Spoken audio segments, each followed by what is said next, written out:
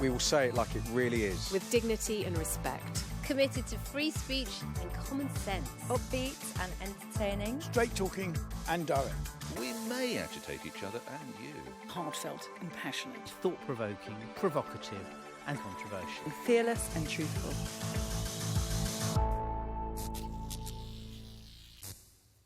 Hello and welcome to The Pledge. This week, the Prime Minister made an unprecedented appearance in the House of Lords to oversee the Brexit debate. Just look at that expression. Who would dare utter a single word against her? And there she is again. Well, it's nothing if not on The Pledge. Passionate, controversial and fearless. So may I, Mrs May, take you over there. I'm in moving mode. On the show this week, you may notice the return of my nemesis. I mean Emma Barney. She's talking about women in the workplace. What else? Rachel says America's preparing for battle. Graham's got a plan to beat the traffic. And Afua tells us she's changing her mind about Tony. But first, dear panellists, it's yours truly. Time to compare and contrast. Here's one of the thousands of Jewish children this country magnificently helped rescue from what was certain death at the hands of the Nazis during World War II. And here's what's believed to be one of the migrant children, yes, children, we took in from French refugee camps last year. Now, even Stevie Wonder could play Spot the Difference on this occasion. But not so for the assorted bunch of lovers and incessant campaigners who are bleating that our decision to limit the number of migrant children being accepted into the UK is akin to bolting the door in the face of the Jewish Kindertransport. There are simply no similarities. In the 30s and the 40s, there were no refugee camps scattered across much of Europe.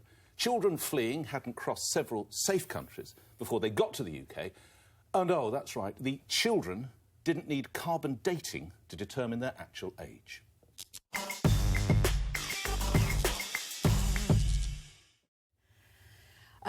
Many of us listening to this programme, and actually on this programme, wouldn't be here today if countries turned their backs on children in need. And my own great-grandfather was one of them, and I think we're going to see his naturalisation document when he fled persecution as a Jew from Russia in 1896. Wow. He was an embroiderer born in Moscow. Right. Okay. What we need to talk about really is population growth, and I don't want to go on because I want everyone else to have a shout, but the real problem is not my immigration, because as we see now, that's on a downward trend following Brexit.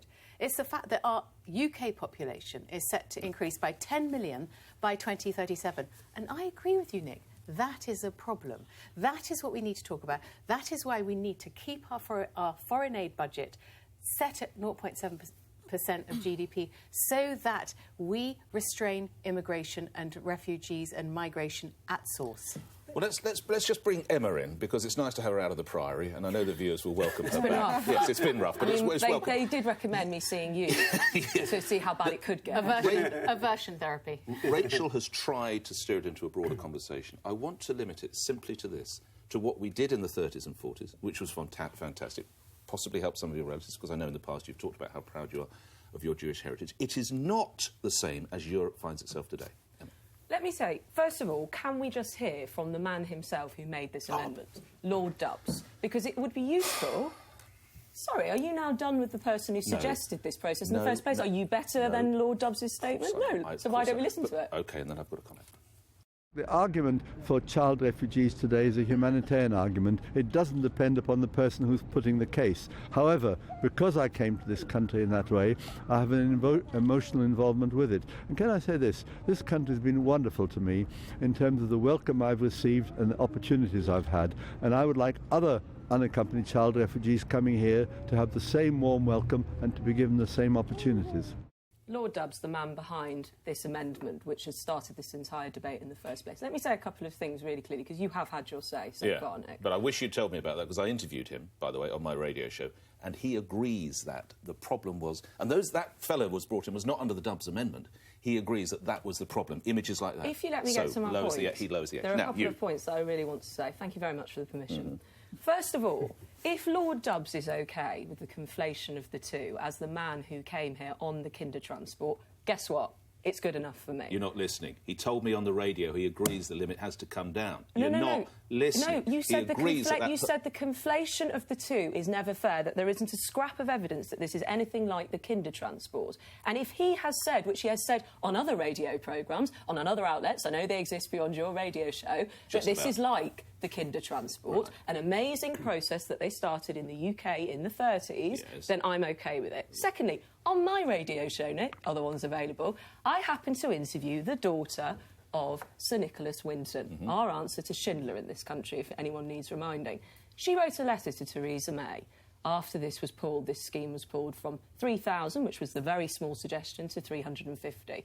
She wrote to Theresa May for two reasons. One, Sir Nicholas Winton, if he was still alive, her father, would have written to her saying, please reconsider this. And secondly, Theresa May happened to be her late father's local MP. The point was, she feels two things. That one, it's a very small number, it's not even 10,000, and that if the right controls are put in place, it can be done fairly and well. We'll get to that because I have some sympathy. And secondly, and you'll absolutely love this point, Nick, I've got a feeling, she feels that the mood of Brexit Britain has contributed to people feeling like that this is OK. Because you know what she still has, Nick? She still has, from her father, letters at the time from people saying about the Jewish children coming in, what about our own? Got to look after our own. Well, what about our own? There's a surprise. It took you 6 minutes to get Brexit into the conversation. No, I'm quoting I don't know whether someone. you're doing it wantonly or mistakenly. You are not listening to what the debate is, which is whether Europe is as it was in the 30s and 40s. That is what I'm actually discussing. You've moved us into another area. If you could prove, So as that's the nature of conversation. if you could show that these kiddies were all 14, 13, of course we've got to help them. But why can't we show But why are we that? bringing blokes in and their throat? Enough from me. Afua.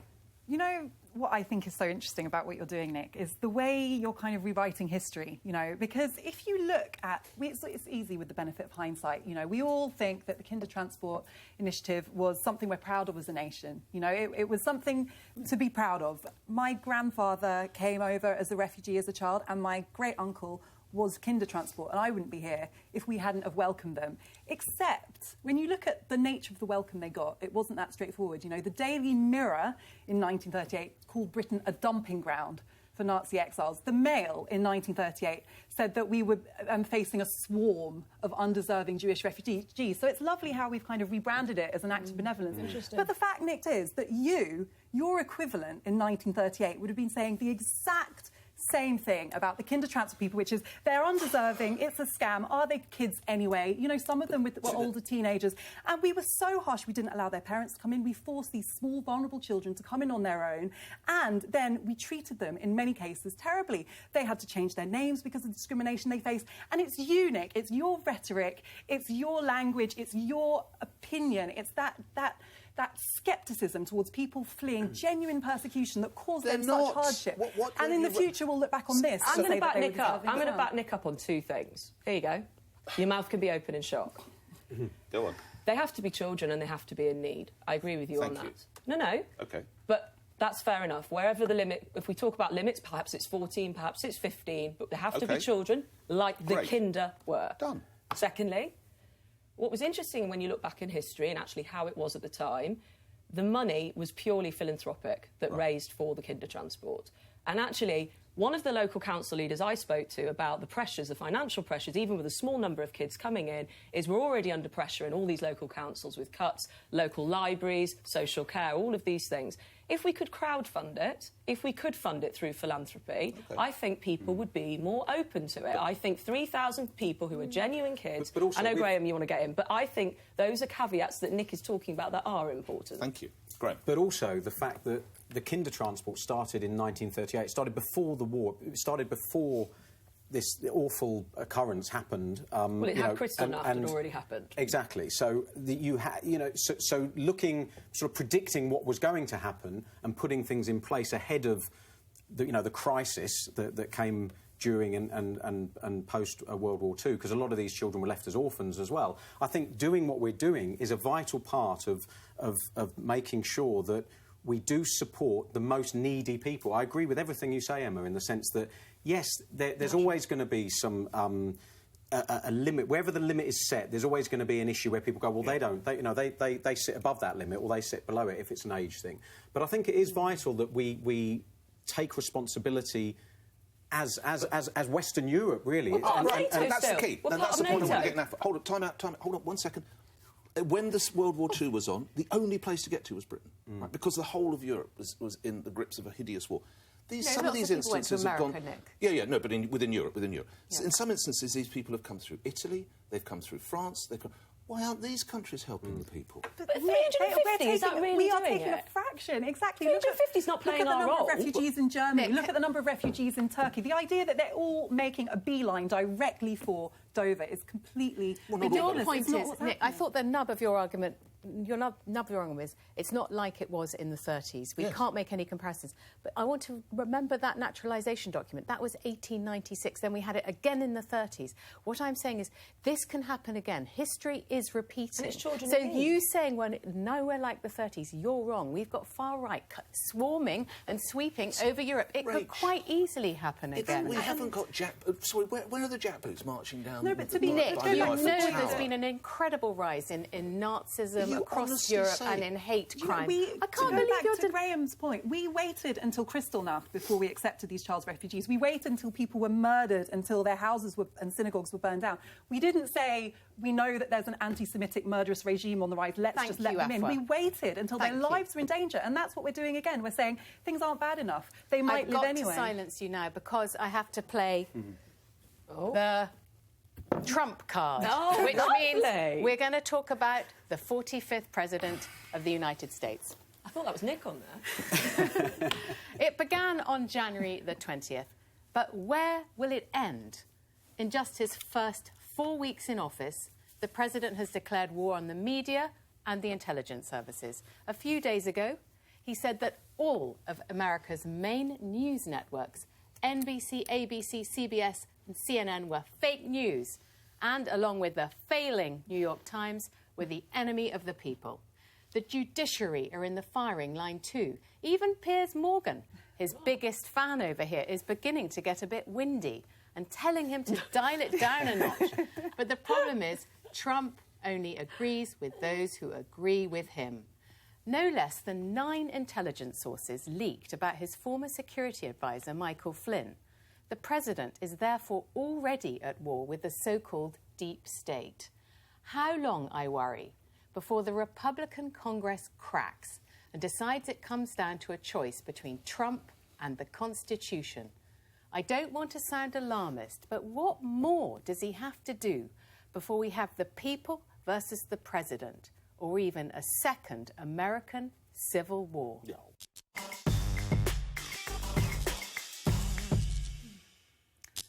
Civil War, Rachel? Yeah. Really? I mean, I agree with you. I think that it's going somewhere dark. But I actually have to say, I think that there is a more optimistic interpretation. Because if you look at what's happened recently, I mean, we've got John McCain praising the press, right, which under any other circumstances you wouldn't usually get. Yeah, and actually we've got a grab of that. Yeah. Should we actually hear what he said? Sure.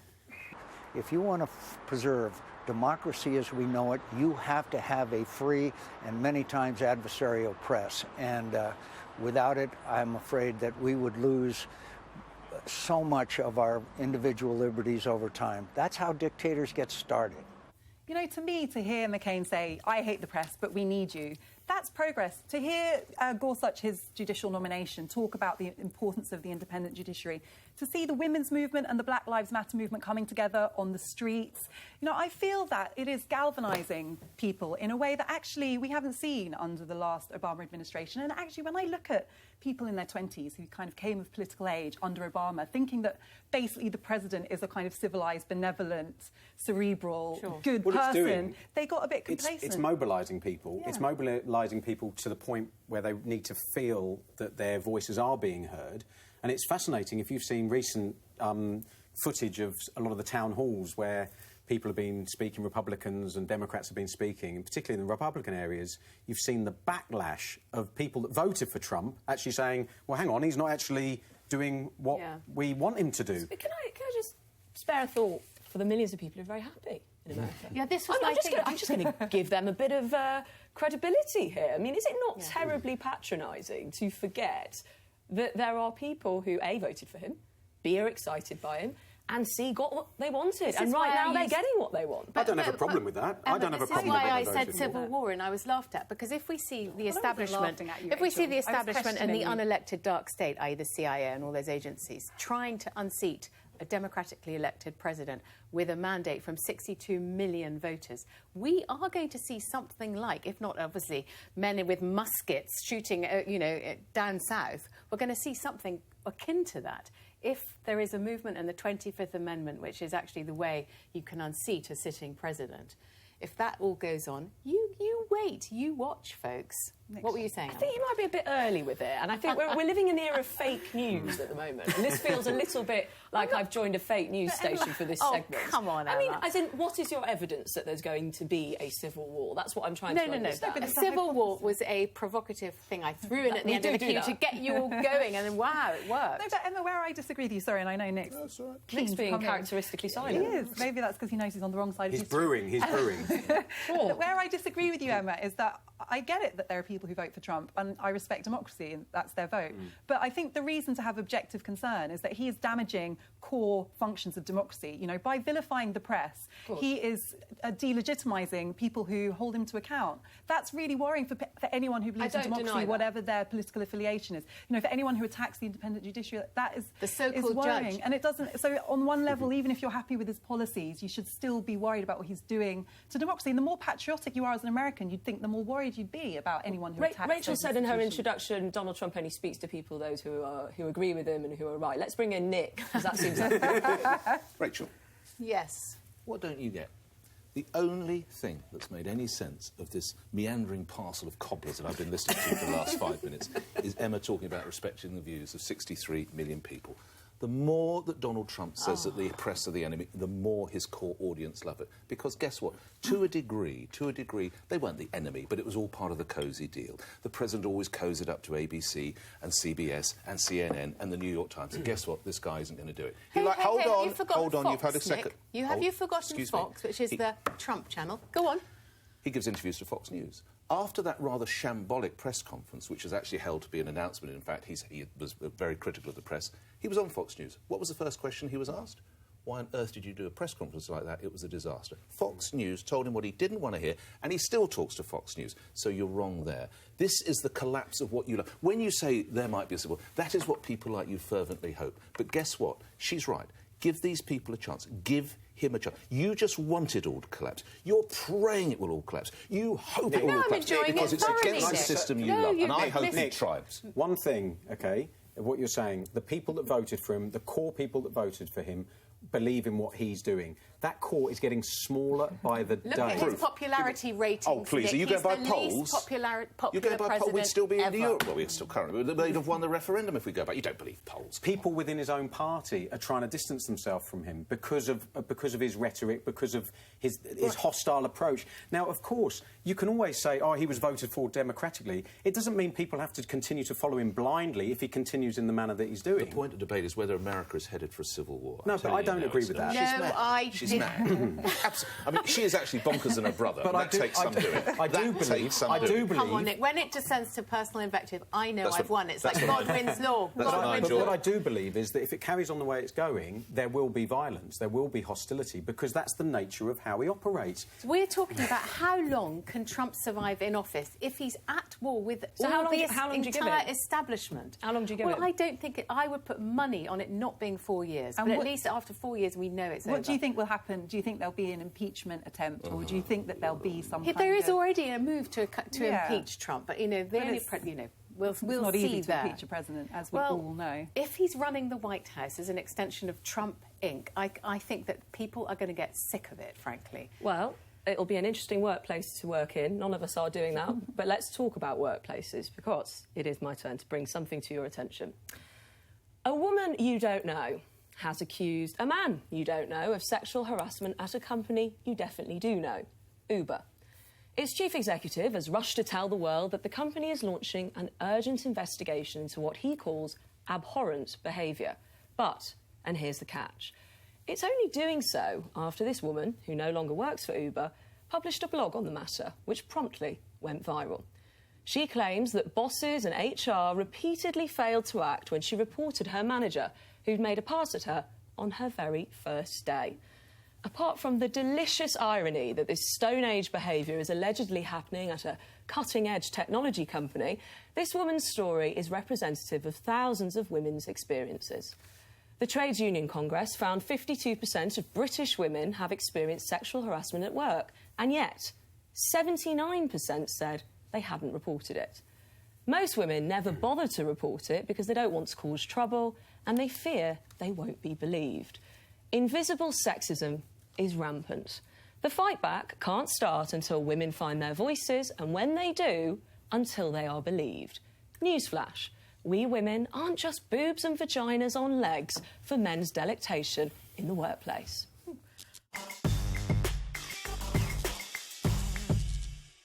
You've all missed me. Welcome back, Emma. With a bang. Well, the first, trying to go back through some of the earlier points you made in that opening, I think the most important part of the culture of any organisation is about people being able to report harassment.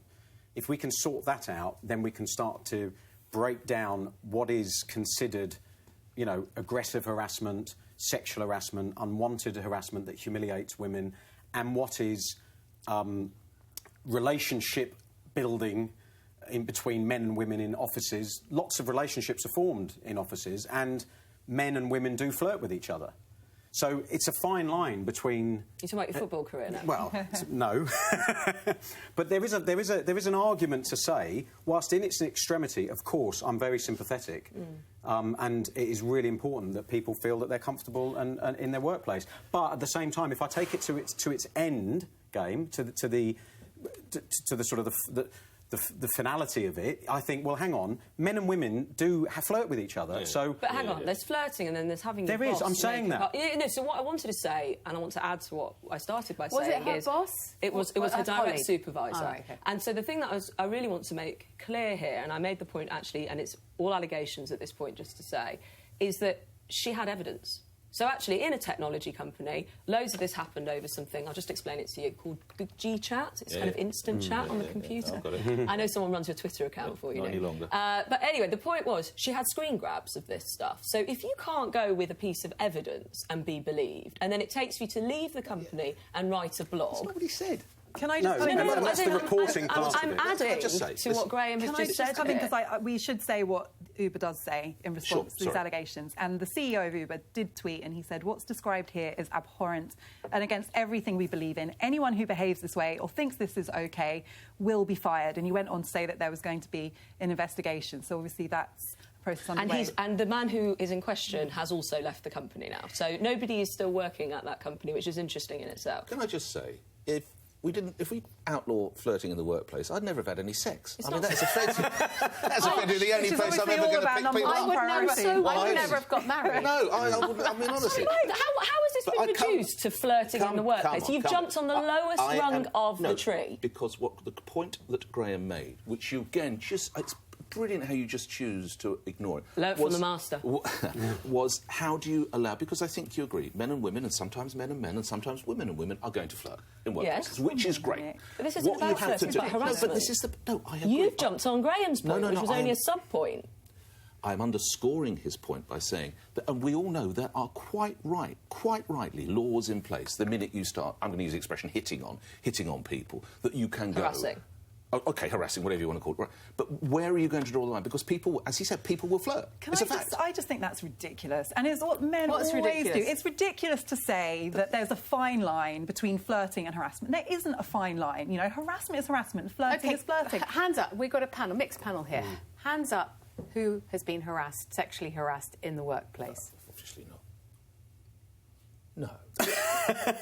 Graham? No, when I was playing football, often women would come up to us and sort of grab you. Well, but these were women, unknown, random women. You weren't. So they were not female colleagues. Slightly different, I think. Well, not really. But he's in his place of work. You've never been sexually harassed. No, I haven't. But I would like to say, and this is an important point, if you would allow me to underscore my own point, which is we have laws in this country, and we're really lucky to live in the West as women, where it's enshrined in our legislation that we can demand equal treatment at work and not be viewed in any way other than what we're doing there, which is working. However, and Rachel, I'm sure you'll agree with this, there is a difference between having laws and then the reality of those laws being enacted. And I think there is still a chasm between people going to work and being treated just for what their work is, especially when it comes to women, because all men and women have issues at work. I don't deny that. But women often have a sexual element added on top that men don't. It goes back to what I say, and it's an abuse of power, because most men are still in charge of countries and companies. It goes back to what I said at the beginning, though. If we get the reporting culture right within the workplace,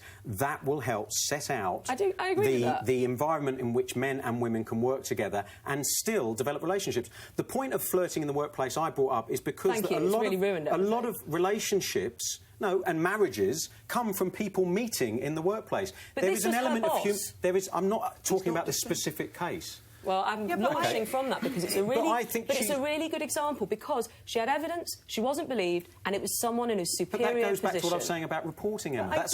We can cover that in that one issue. That. The point is, you've also got to protect the very human need of relationships. I don't think you need to protect you it do, at because all. ultimately a guy could be in a situation where he gets accused of harassment when all he's doing is following up on his human instinct, which is to go and speak to a woman because he actually finds her attractive. In our dreams, when we get to the stage that our only problem is borderline situations that could be flirting, then I think we'll have done really well. Because at the moment, I mean, you asked how many of us have faced harassment at work. What happened to me, I wouldn't have even described it as harassment at the time. It's a very male environment. I had male colleagues making comments about my breasts, about, my bum. I mean, things that in hindsight... Did you report it? No, I didn't report it. I wouldn't even have defined it as harassment, because to me it was just part and parcel of going to work every day. That's not horrific. A borderline between flirting. I agree. And that's what's going on, though. That's what's going on day in, day out for women all over the country. Let me just drag it a little. That's horrific. No one should be forced. All the time. How does a manager ask an underling, for want of a better expression, if whether they can take her out, or vice versa?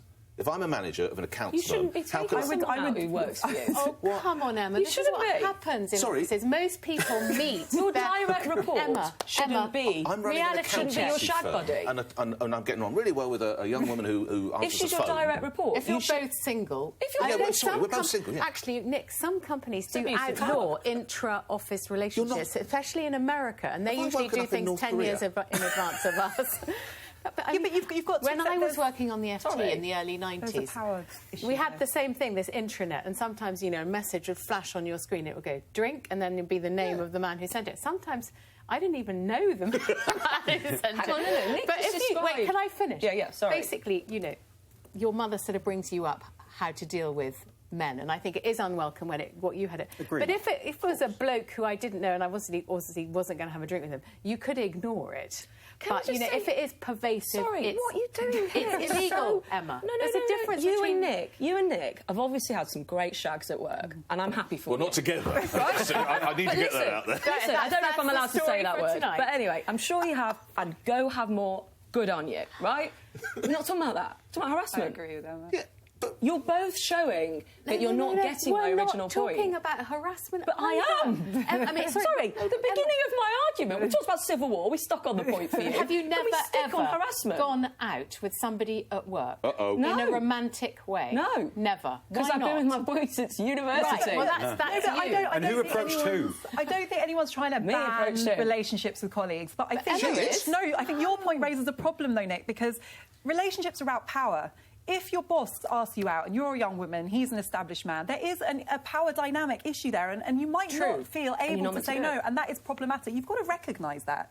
You've got to recognise that's at least an issue that you should think very carefully about. So we won't have relationships within companies? If I were managing someone, I would be very, very weary of asking them out. Mostly, and in some companies... You're not allowed with your boss, your direct boss. The underling. Yeah, and this is what this was. I don't think that's a national law, Emma. No, you're not allowed. It's an abuse of power. All right. Same rules with teachers and pupils. We'll leave everybody to their flirting at work. There's no flirting that goes on here. I assure you. I'm up after the break, and I'm talking about the most divisive man in politics. And no, it is not Donald Trump.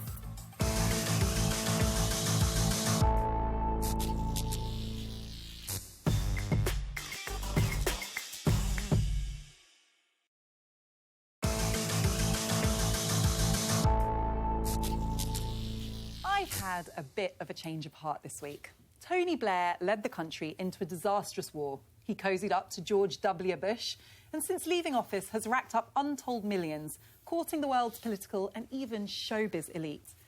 And yet, things have become so unbearable in British politics that this week I actually found myself relieved to hear from him. Tony Blair is the world's most unlikely revolutionary, but listening to him call upon British people to rise up instead of accepting Brexit as a done deal, I felt inspired. Even if you don't agree with what Blair had to say, at least he is taking a stand. The fact is, hard Brexit is not what people voted for. They weren't asked. And by taking us out of the single market and the customs union, we are likely to be worse off, even though we were told we would have things better. Somebody has to stand up to this madness. And if Blair is the only one with the credentials and the confidence to do it, then yo Blair, count me in.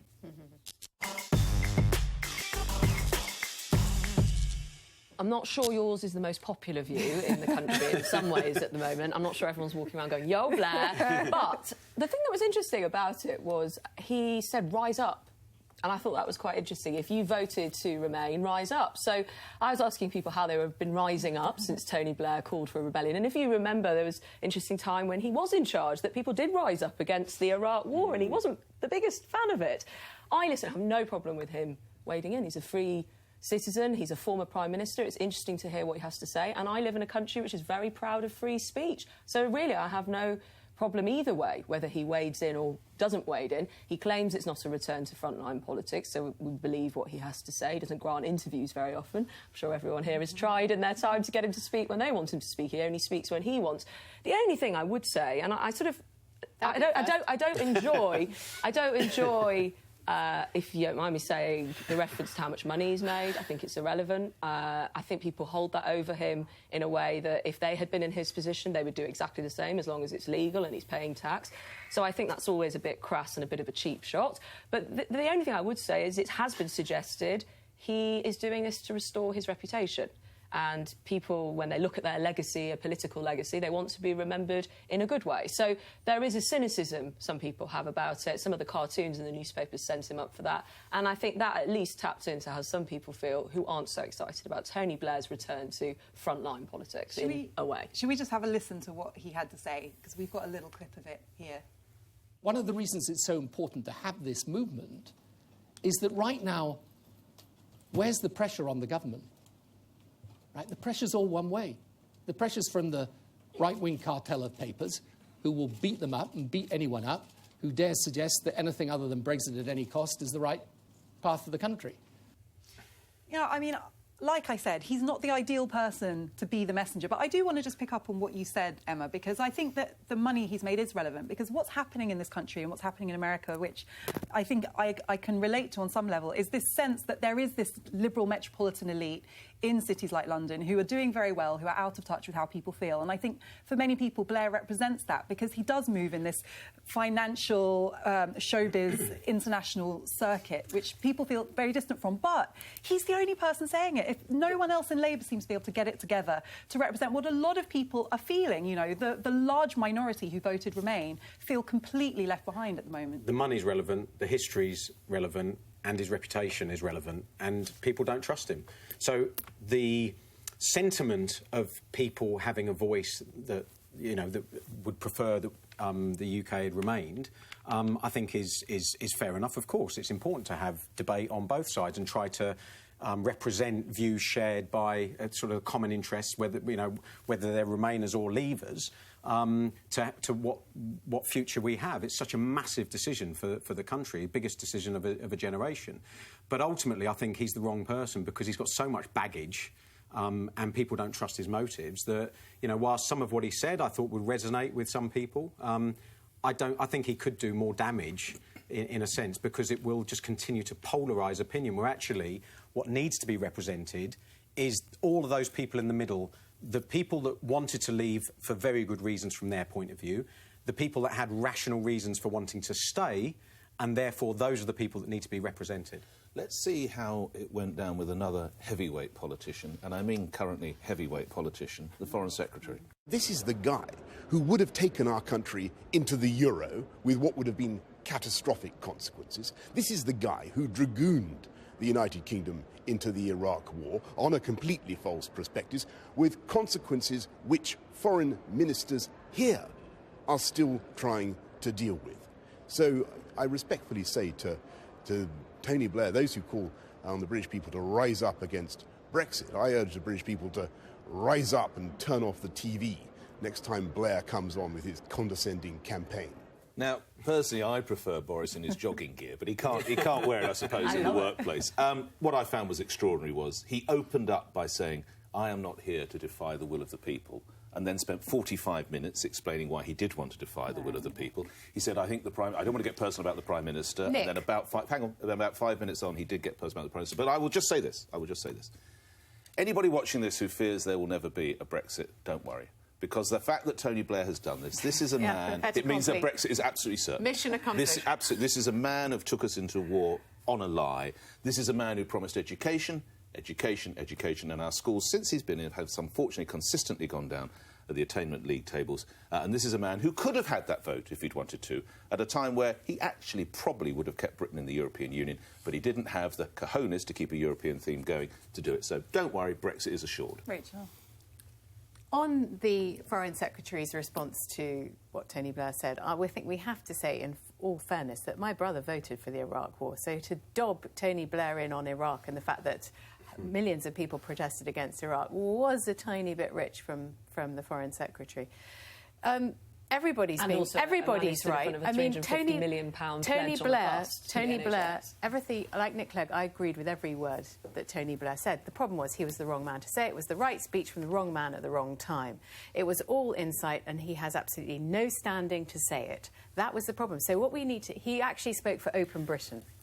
Now, if we want the momentum to build, and when you say the will of the people, Nick, you forget that 16 million people did not vote for Brexit. Exactly. You say the will of the people as if the entire country now wants Brexit to happen. You've got to accept that is not the case.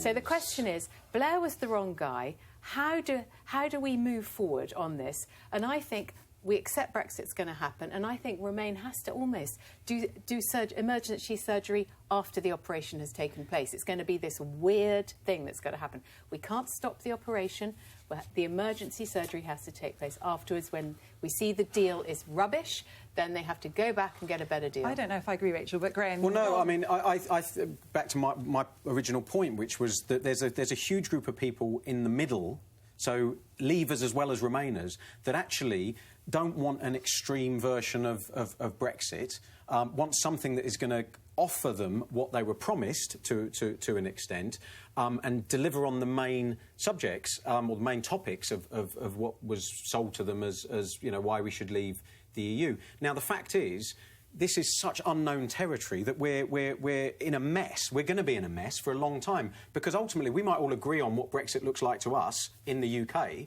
but then we've got to rely on 27 other countries to bat it around and keep sending it back to us. Yeah. So ultimately, what we have to do, I think we have to try and be as rational as we can, not just jump on every statistic as it comes out, saying, oh, look, that proves Brexit's working and that proves it's not going to work. This is going to take years and years and years to deal with. So we've got to have a rational approach to it, where we actually do take big chunks of the country into consideration in terms of their opinions. Now, who does that and how it's done, that's the question that you have to ask back. Tony Blair isn't that person. I mean, I think we all agree that Tony Blair is not the ideal messenger, you know, and I completely agree with that. I don't think we all do agree on that. OK. I'm sorry, just to say... He's a former Prime Minister. We hear from John Major, we hear from other former Prime Ministers in other countries quite regularly. That might be your view, but we believe in freedom of speech in this country, and you advocate freedom of speech all the time. If you look at it from a party political perspective, you know, Tony Blair is kind of symbolises for many Labour voters the reason they feel alienated by Westminster politics. He's toxic. He really is toxic. I don't want to use that word lightly. But I have to pick up on what you said, Nick. You know, this idea that the will of the people is this kind of, like, immovable monolith and this sacrosanct thing. Democracy is about give and take. It's about back and forth. You know, when we voted Brexit by the majority, we weren't voting on the terms of the deal, we weren't voting hard or soft, we weren't voting about the single market. You can't tell me what the will of the people is when it comes to the details, and that's why it's our duty, if we don't agree with what's happening, to speak up about it. And I agree, Tony Blair's not ideal. Who's better? I mean, somebody tell me who you would like to be Well, I was going to segue nicely into the use of the word toxic that you used about 10 minutes ago, but unfortunately that moment's gone. But anyway, panel, start your engines. I'm next, telling you it's time to choose between convenience and health.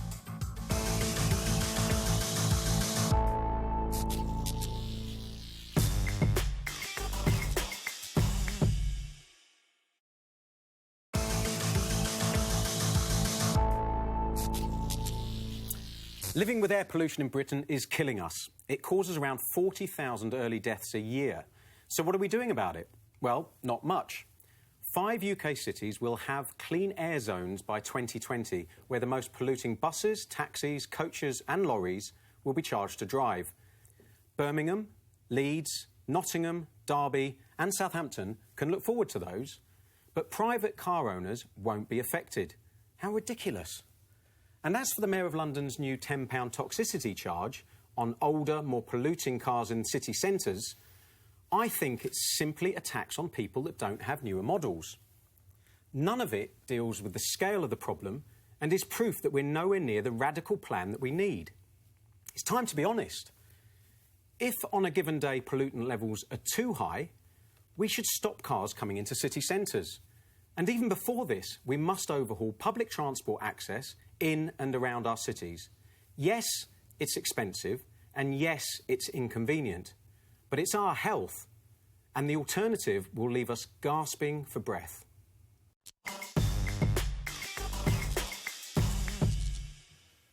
Well, all of that's very easy for you to say, Graham, but I put to you, what about disabled people? What are they going to do? That's the end of the question? No.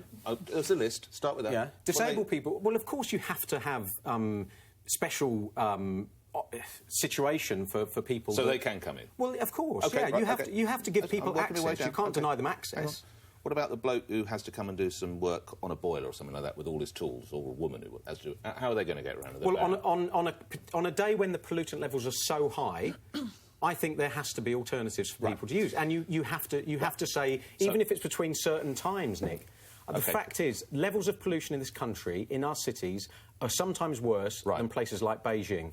And we need to take drastic steps. Emma's butler calls to tell her that the boiler's exploded and it's flooding and it's going down all the apartments. And you just say, sorry, can't come in because it's toxic. I think you'd be mature enough to make an exemption for emergency situations What and about vehicles. Nick's Pullman?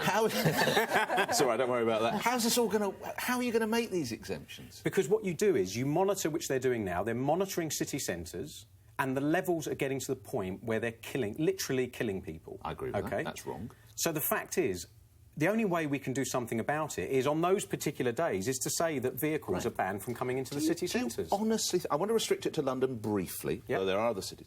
Do you honestly think anybody drives into London for pleasure? No, they drive into London. A lot of them drive into London for convenience. Yeah. No, because they have to. Do, Nick. I do. Suppose you and suppose a family watching this now want to go to the zoo, right? Want to take the kids to the zoo and Grandma as well. Yep. Why shouldn't they be able to drive the kids to the zoo? Well, on days where the pollution's OK, then fine. What? So we don't know whether we can go to the zoo on Tuesday, kids, Paris, because it might be pollute. Paris. I'll tell you what the solution is. OK, Paris. Just before you do, Paris has had to bring in, or they have brought in. Well, hold on. They've brought in pollution days where they've actually stopped and banned traffic coming in. That's actually freed up the city for people who use public transport to come in. It's freed up the city for people that want to walk and see the sights. It's freed up the city for cyclists. So the fact is that whilst I've said it on the opening, it's inconvenient. Of course it is. You have to be realistic that there are services and parts of city life that need transport. Disabled people, of course. You can't just draw a blanket ban and say people can't get around the city. How am I meant to get to lunch? If I'm not sat in the back of my limousine, why can't I go? But the alternative is, Nick, that we carry on the way we're going and we continue to kill. No, I've got the solution. Thousands of people. It's my last offering. The solution is very simple. Unfortunately, what's caused the problem in a city such as London is that the cycle lanes have taken too much of the highway. Ban cycling. No, We've been here tunnel with underneath. Nick. Tunnel underneath, do what they've done in Brussels. Great big tunnel underneath. It can all be dealt with. Little roads where they all spring up, boom, done. Scrap HS2. It's a complete waste of money. Build an underground ring road instead. Do you remember when we talked about this before? You said the problem with London traffic is the cyclists. Nick, and we should get rid of the cycle lanes. Yes, you did. No, You said it was causing... I know, but admit you said it. Tunnel. Admit you said Done. it. No, but By the way, Graham, Tunnel. I've got a 2006 diesel, and when the T charge comes in, I'm going to have to pay 20 quid a day to drive into Harvey Nichols. No. But, you know, the problem is that I bought my diesel when the Labour government was saying, buy diesels, they are better for the environment. Now it turns out that they are 6 times more polluting. My diesel car is 6 times more polluting than a van or a bus. So, in fact, its private use is the real problem of diesels. And you actually gave a sort of exemption. You said these poor folks who've got older bangers like Rachel, we can't tax them. Well, actually, we probably should. The problem is that the fact they've now established diesel is a terrible pollutant and is causing childhood asthma and all this premature death means that there is no market whatsoever for our vehicles. So basically, I spent a lot of money buying a car which is now worthless. So that has to be dealt with on a national level. Just before I go to Afua, history repeating itself, we've mentioned that before, but if you look at what happened in the 50s, have a look at this video, and then we say, what lessons have we learnt from this, albeit a different cause?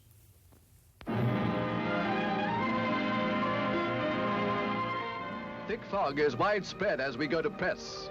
Everybody is asking, will it become smog? Such as last winter killed more than 6,000 people in the London area alone. We have been warned, but smoke still comes from many factory chimneys, while from the open fires of houses, the evil pours in even greater volume. Well, it's nice to see your presenting voice, Nick. It's matured over the years. This is Greg Dyke actually doing the voiceover. I mean, I'm ashamed to say that I also have a diesel car, and I think that we have to do something radical. But, you know, the first thing I want to say is that I just wish our knee-jerk reaction wasn't always to fine or tax people. Why can't we have incentives? I would love to buy an electric car. They're so expensive. They're prohibitively expensive. All the government subsidies were risible. You know. I want a Tesla. Yeah, I would. I mean, I would accept a subsidies by Tesla. But the point is, we've got, you know, there are technological solutions to a lot of this, and they're completely unaffordable for most people. So that's the first thing. And the second thing is, you know, when you really look at the numbers, 40,000 people a year dying, early deaths. Imagine if there were 40,000 people a year dying in terrorist attacks. Would we say business as usual? I mean, it's an astonishing figure. People are literally dying early. We have to do something radical. Nick, you know, the inconvenience of not being able to get your boiler fixed that day is completely minor in the face of what we're facing. I mean, the idea that this is just because of people going to the zoo, a boiler needing to be fixed, and disabled people is a joke. There's I've lots solved of it. A tunnel. I keep saying a tunnel is done. One location. One lots of tunnels. Tunnel. To build tunnels, it would be great. I always find it really hard, and I think I speak for most people, I'm not an expert at all in this area, but when you read that many people are dying, you sort of can't believe it, because you think to yourself, well, you're just walking around and breathing, but you don't think what you're breathing in. Well, apparently, I live in one of the worst boroughs in London for air pollution. There's always stories about it, but you just accept it. Yeah. So I am in favour of different solutions. I also, you know, was reading the other day about the pollution caused by the livestock industry, which we do absolutely nothing about, for the amount of water that's generated for that. This is about cities, I accept. But the point is there are much bigger things other than cars to consider. There are, but if we can't deal with the car issue, I think potentially that's staring us in the face, that issue. If we want health and we want to prioritise health, we're going to have to do something radical about it, because the way we're going... And more people could walk, which would mean Obesity Britain. There you go. Solution. Nick, you could walk to your... So, healthy living... Not where I lunch. We're going to end on healthy living, so let's all walk off with a positive, even you, Nick. OK. Very good. So, talking about healthy living, that leads us nicely to this week's Straight Talker of the Week. There's been a lot of fallout from the FA Cup tie between non-league Sutton United and Arsenal, but one man who hasn't been mentioned enough is Sutton's midfielder, Nicky Bailey. Now, before Monday's game, he revealed his very scientific pre-match prep. He said, I don't think I've ever had a salad in my life, or a vegetable. It's always worked for me. My pre-match meal is always a McDonald's 9 nuggets. Oh. Now, as sports nutrition goes, Nicky, I have to say that's shocking. But as Straight Talker of the Week, it's a great performance and worthy of this week's award. So, panel, I mean, Nick, I'm always drawn to you when we talk about nutrition. You a man of your heart? Bit of a low blow. Yeah, fantastic. I think that's very funny. I loved the whole Sutton dream. I think it was brilliant, but you've rather neatly sidestepped your role, haven't you, in Piegate.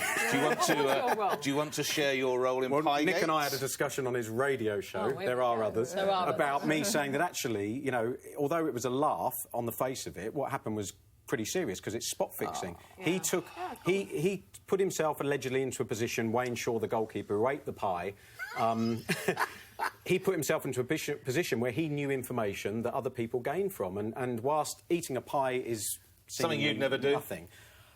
You'll never see me eating a pie for money.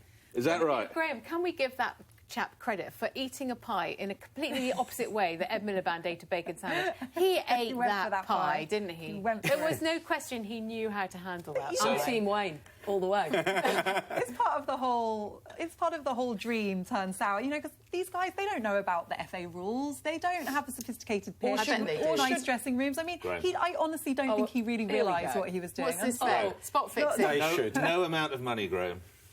I reckon 60 will do it, to be honest. To eat the pie, eh? Yeah. Come on, Graham, eat the pie. I'll raise you. I'll raise you. Between his legs! The filth is there. Sweaty pie! Bacon sandwich. Throw the money. Nick, you can have the rest of that. Oh, lovely. That's lunch. Stop! Well, that's it from us for this week. Let us know what you think. Oh, it's a pasty. Let us know who you think is man or woman of the match and who deserves a red card. We are, of course, happy to reassure you, all our viewers, that there is absolutely no betting. Well, just playing that one, haven't I, on anyone's performance during the show. See you next week. Well done, Graham. Well done, Graham.